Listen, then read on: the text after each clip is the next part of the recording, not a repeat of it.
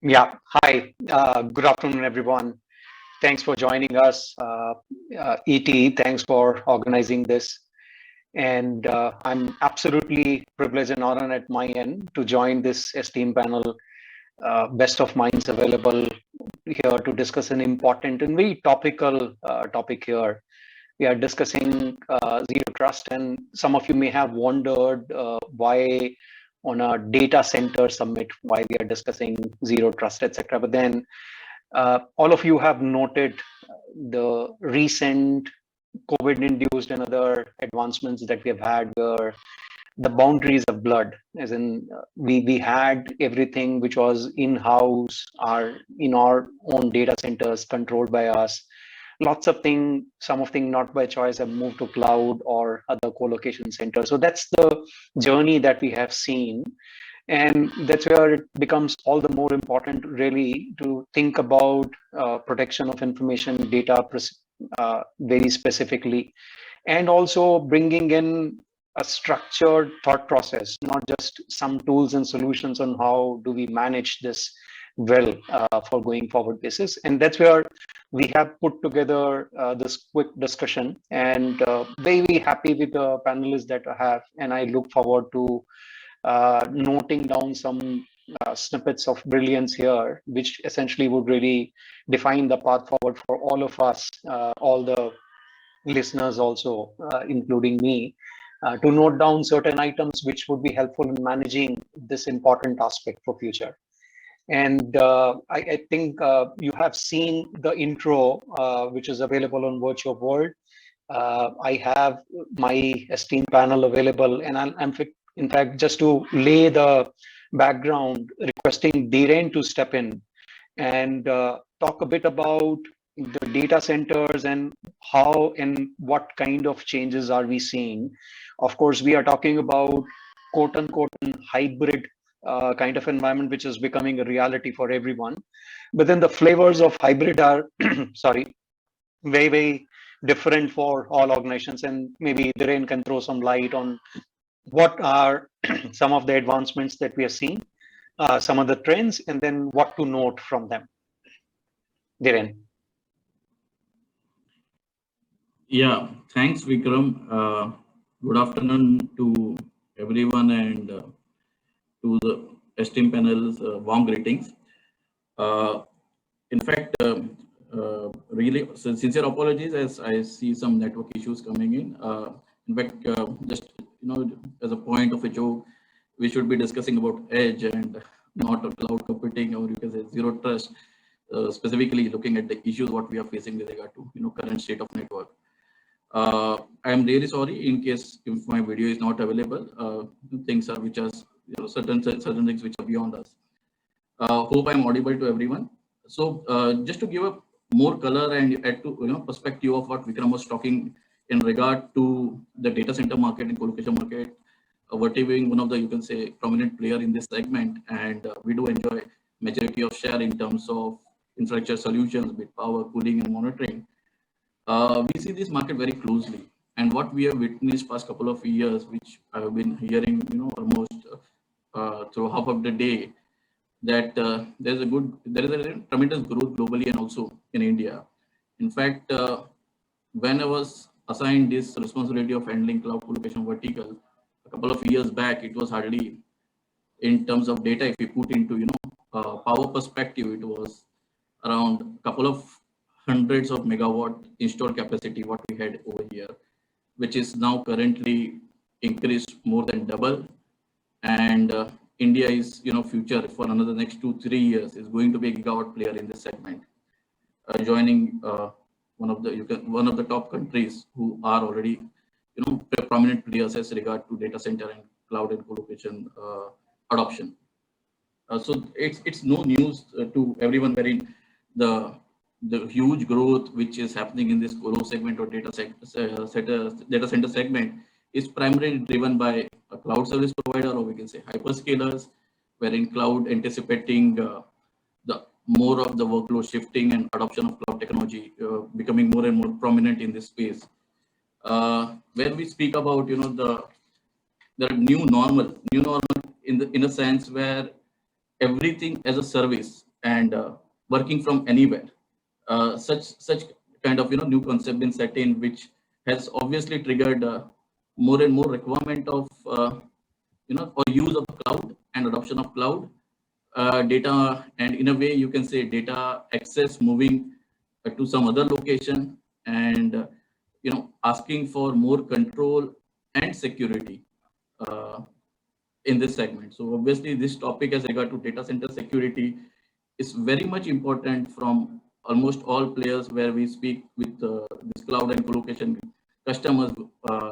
In fact, in the interactions, sustainability, efficiency, and data protection, or you can say data security, are among the top drawers. Over to you, Vikram.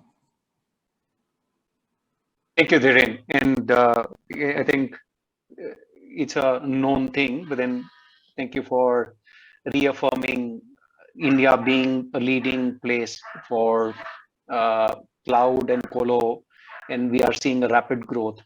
And Sidhu, I'll request you to now step in. We know we are all talking about it. Hybrid is the way to go. We have to adopt, and then there are various models, and colo is an interesting mix. You can think of it as another layer of IS or APAS providers, which are really there, besides the big three of the public cloud providers that we have. So, and we know a lot of our challenges that we had from information security perspective have evolved. And I request you to please weigh in a couple of minutes on some of the challenges which have changed and how do we really need to take a note. We will probably go to a Dressel part, but then how some of the challenges have evolved is something that you can shed some light. Absolutely, Vikram. Thanks first of all for the invite, and I need to take a disclaimer before I say anything. So whatever I say here is based on my personal experience and not attributable to either my current or former employers. So with that, just to set some context, Vikram. So as rightly mentioned, top three, public cloud service providers, anywhere in the range of $70 to $100 billion, probably the revenue. But if you look at next 3 to 4 years, it can easily triple, and maybe 5-7 years down the line, it could be $700 to $750 billion. Fundamentally, the COVID scenario even going to accelerate further. Most importantly, as you mentioned, digitalization of small and medium enterprises. There is no option but to do that to survive in dog eats dog world, right? So that is going to be the norm. And in that context, this colo or maybe public cloud adoption is going to be even faster.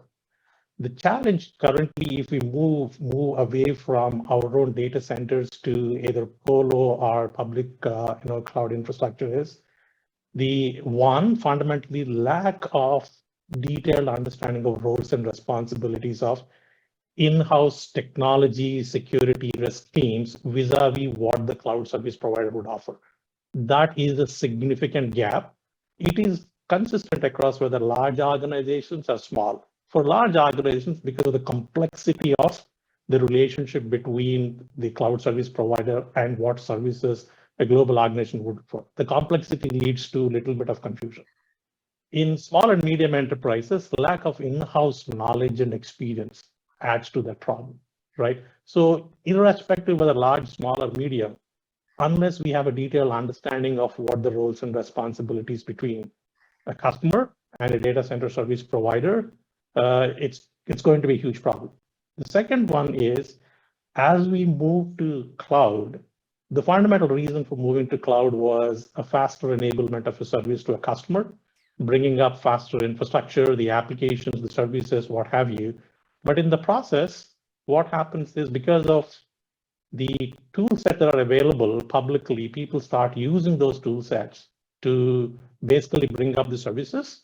And that can potentially be a faulty, that can lead to a lot of inappropriate configuration of the assets, that can lead to vulnerabilities, that can lead to more security issues. So that is the second one. The third one is when we move to public cloud, the geographic construct needs to be very, very clear, because if we are on the data center, we know which geography we are operating, where the data is getting stored within our own data centers. But when you go to public cloud, and particularly organizations that are serving global clients, right? How are we ensuring that the data privacy requirements in a geo-fencing of the data movements that becomes even more challenging. So those are the three at the top of my mind. And there are ways to address that, but we can talk about that later. Back to you. Absolutely. Thank you. Thank you, Sidhu. Just as Srikrishna sir, I request you to step in here. And so in those challenges, Sidhu very well articulated those challenges that we have and request your views. And I am just associating and trying to associate with the topic, the zero trust. And we had this model, which sort of worked well when we had everything which was perimeter security. And I draw an analogy a lot of times, which is related to a fort, as in the forts were built maybe on a small hill, etc. And then you would have large walls akin to our firewalls. And then we had put controls, and we thought that everyone inside the fort is good, as in we can trust them. And we just need to protect from outside.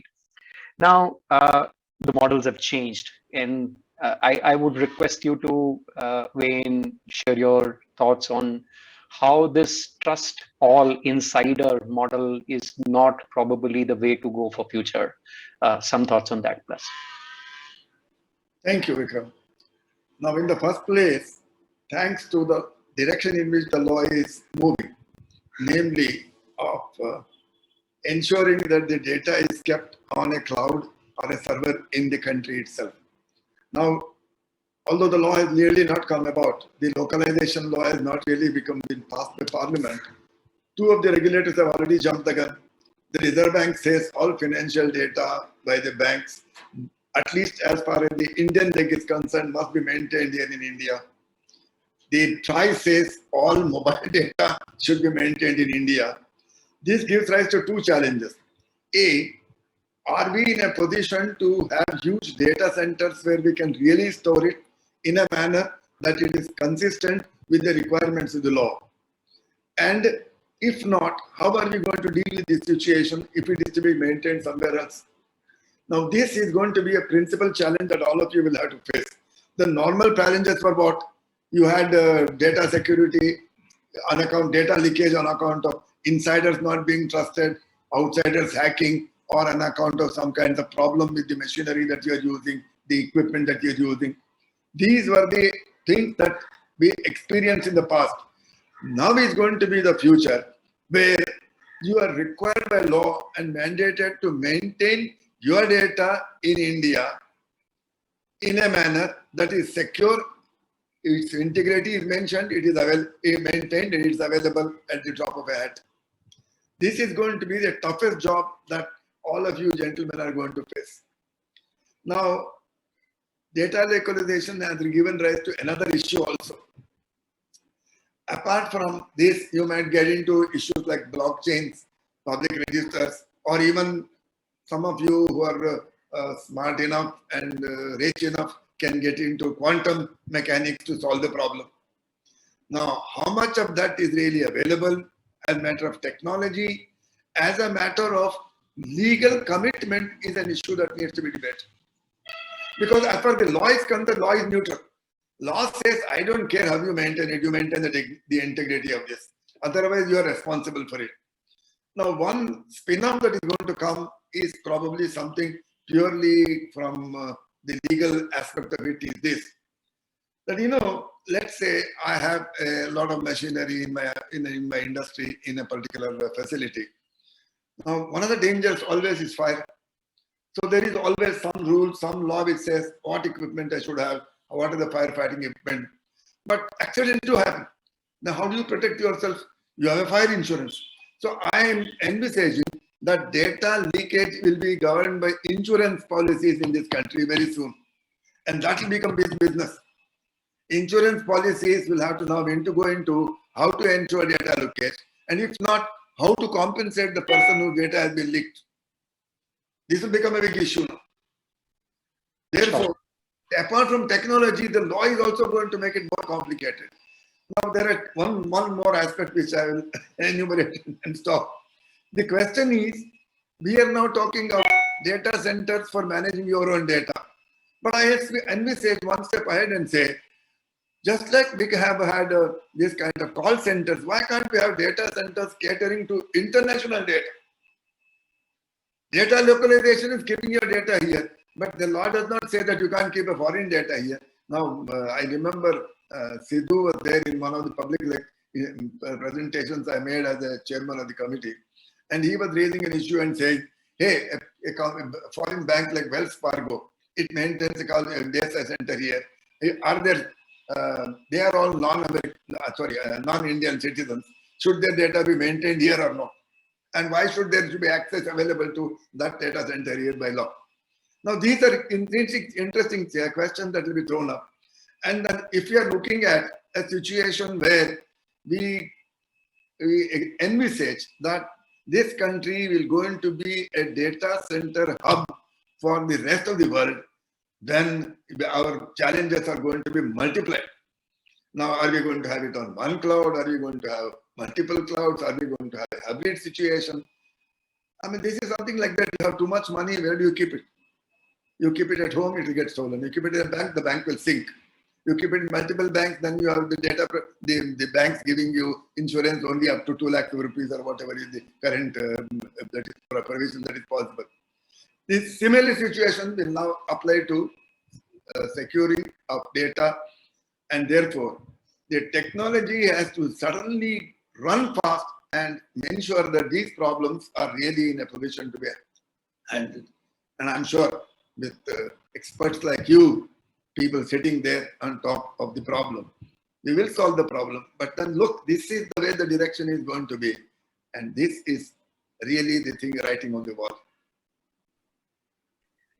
Thank you, sir. Thank you for broadening the problem statement that we had. Sidhu spoke about the privacy, but the data localization angle is very, very important. And I think this is a headache for all custodians of data across organizations, as in people, especially who are having multi-geography operations. How do they really, because it is not just us as in India, which is bringing these regulations. If you think of Germany, they had it for maybe 15 years, maybe more. Number of other countries are having similar regulations or talking about bringing them. So we are looking for ever increasing difficulties in managing this aspect. But then I think we will need to deal with it as we go about. Trying to come back to the subject, Kapil, requesting you to step in, please. We are talking about zero trust architecture, nothing new, as in the original white paper came maybe more than 15 years back. But then in current aspect, as in how we are operating today, it has become all the more relevant, and at least there's a lot of hubbub around it that we need to adopt zero trust architecture, because this may be the solution to lots of problems. And the entire concept of minimizing the threat posture is an important aspect. So I request you to please share some thoughts on the overall contours, and then what you believe is very relevant, especially on what we covered thus far, as in the data center, hybrid cloud, those kind of nuances. And of course, Justice Sir highlighted about the data related problems and how we can probably try to deal with some of them. Yeah, thanks a lot, Vikram. So as Srikrishna sir told, data equalization, data localization, and the key thing that it told, do we have resources available here in India to cater all these requirements? So very interesting things. I enjoyed that conversation. And as Sidhu sir told, like, challenges about, data transfer and the complete cloud solution service provider, the responsibilities, who will take care, the part means the swap out part and the responsibility thing. And Dhiren sir told about the functional challenges. So I want to cover the technical challenges here. Okay, technical challenges, according to me, the biggest challenge is here unauthorized access. Okay, within the zero trust, the biggest challenge is unauthorized access. Unlike organizations' on-prem infrastructure, their cloud-based deployments are outside the network perimeter and directly accessible from the public internet. Okay, it makes it easier for an attacker to gain unauthorized access to cloud-based sources, and you all agree with me. Okay, and further hijacking of accounts. Account hijacking is one of the more serious cloud service issues, as organizations are increasingly reliant on cloud-based infrastructure and application for core business functions. Okay, and further it goes to insecure interfaces, APIs, these things. And the challenges further, today's another biggest risk, identity theft. And okay, and with the help of Zero Trust, we can cover all those risks. And exposure of credentials, legal and regulatory compliance, all these we can cover with the Zero Trust architecture and the Zero Trust concept. That is my take. Yeah, thank you. Sidhu, would you please step in and help our audience a bit more on the Zero Trust, as in from a tenets perspective, as in building blocks? And if someone were to start a journey in an organization or a team, some of our listeners may want to go that path. As in, what are the key things you believe they need to keep an eye on before they embark with the journey? Absolutely. Thanks, Vikram. So fundamentally, Zero Trust is a framework, right? And it, at the end of the day, depends on what a business entity's business operations are, what kind of technology operating models they have. And then based on that, one need to do a risk assessment. That's the fundamental premise on which any further actions can be taken, whether it is by security, privacy, or any other functions, or even to the extent of accepting the risk. So without having a proper risk assessment done, we can't look at what the next step is going to be. And Zero Trust, like building a fort, it cannot be achieved overnight, right? It had to be step-by-step procedures. And the one thing that most of the organizations can start looking at to start with is, whether it is medium or large organizations, they will have multiple duplicate control solutions in place. Start with first deduplicating them, right? And then, as Kapil mentioned, right, least privilege access is known for more than a couple of decades here. People always say multi-factor authentication takes the user experience to a better side, right? But that is also evolved. Without actually displeasing a user, a passwordless authentication at a super fast efficiency and experience is possible without much capital expenditure as well, right? Start there, right? Once we have that, whether it is two-factor or a multi-factor authentication or a passwordless authentication, the risks are minimized almost 98%. We are talking about then looking at the 2% to say where that risk is and how do I need to look at. But the going by the market hype that Zero Trust is the only way forward, it is not the silver bullet for every organization. It depends on where we are in the journey of security and where the organization is starting, right? So start with risk assessment, deduplicate controls, have a good multi-factor or a passwordless authentication that takes much of the risks off the table. Then we could look at probably control solutions, which can be the new control systems, like, for example, SASE, which could do away with multiple siloed control solutions. Thereby, organizations will have a better cost of operations of security functions, at the same time, better visibility and risk management as well. So once we do this, we are looking at probably at best next is the ongoing episode of zero-day vulnerability, and those are not in our control, right? We have to be more reactive there as opposed to trying to be more proactive. So that's my take. Have a good risk assessment based on your technology operating model, deduplicate controls, have two-factor or multi-factor authentication or passwordless authentication, and look at the remaining risks and see which of them will fit into your Zero Trust framework per se and move on that. Thank you, Sidhu. With addition to that, trust me, Zero Trust provide good sleep, good night's sleep to CISOs. This is a statement I released when the article or my LinkedIn page. You can refer that further. Sure. Thank you, Kapil. I'll go through it. Just as Srikrishna sir, I'm trying to probably once again broaden it out while we spoke specifically about the technology part, Sidhu elaborated that well for our listeners. Taking it back, it's a data footprint that you're leading it for nationally. We had some very interesting info bites that Sidhu shared, and in fact Dhiren shared on the growth that we are seeing on the data centers and the public cloud adoption. Guidelines you believe some of our listeners and organizations may want to align with, which essentially move towards secure adoption? See, as far as the law is concerned, the law is absolutely neutral to the technology that you want to adopt. Now, depending on your ability to adopt it because of economic reasons, because of availability reasons, because of various capacity reasons, you can adopt the technology. Actually, taking from what Sidhu said, this kind of multi-layer access is available here. Personal control is also a concept that is available here.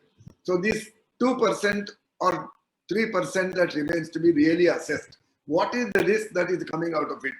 How do you plug the loopholes? There is the issue that needs to be considered. Now, the law will not give you any solution further. The law will say, I want this data to be, its integrity to be maintained, it should be available, and if you do it, if there is some kind of a risk of somebody hacking it from outside, you are responsible, that's all. Now, therefore, on the one side, you must increase your technical capacity, bring it to international standards. How is it done in foreign countries, in other jurisdictions? Say in the Swiss bank, how are they managing it? How are they managing it in Germany? How are they managing it in France or in US or any one of the foreign countries where the technology is very high? And simultaneously, when a legal issue arises, back to back, how do they solve it? Therefore, that is why I said it is high time that data risk insurance becomes a very important player in the country also. Now, accidents do happen in cars. And in order to get out, when there is vehicle safety, all kinds of rules are there. Your tires must be properly, it should not be bald, your engine should be this, the vehicle should not move beyond a particular speed limit. Everything is there. But accidents do happen. So what happens when the accident happens? How are the citizens protected? That is the area in which the law moves. The law is all right. In spite of it, accident happened, so somebody must come forward and solve the problem. And that is exactly the job of risk insurance. Whether it is fire risk, marine risk, or general risk, or life risk, the insurance company is always there to solve the problem. So I expect that the insurance players in the insurance field will think of this idea and come out with data risk insurance. If your data gets hacked, I am responsible for it. But first, I'll ensure that your data will not get hacked. If it happens, I'll pay. Thank you, sir. Thank you, sir. Ishad, I understand we are running towards time. I'll try to summarize quickly. Thank you, my fellow panelists, for bringing these brilliant nuggets. And I think, like all, this is a 30-minute session, so we can only be providing some direction so that you can do some additional research at your end and figure out what are the things to be noted to be done. But then very quickly summarizing, we noted for a fact that data center, cloud is here to stay. Adoption would only increase.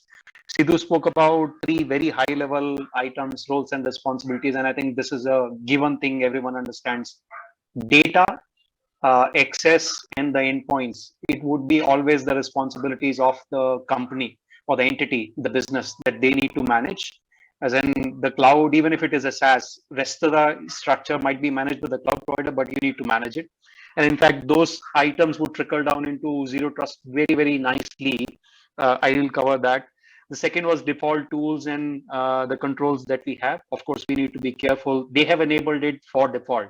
So we need to adopt it. We need to be ensuring compliance, ongoing compliance review on that usage.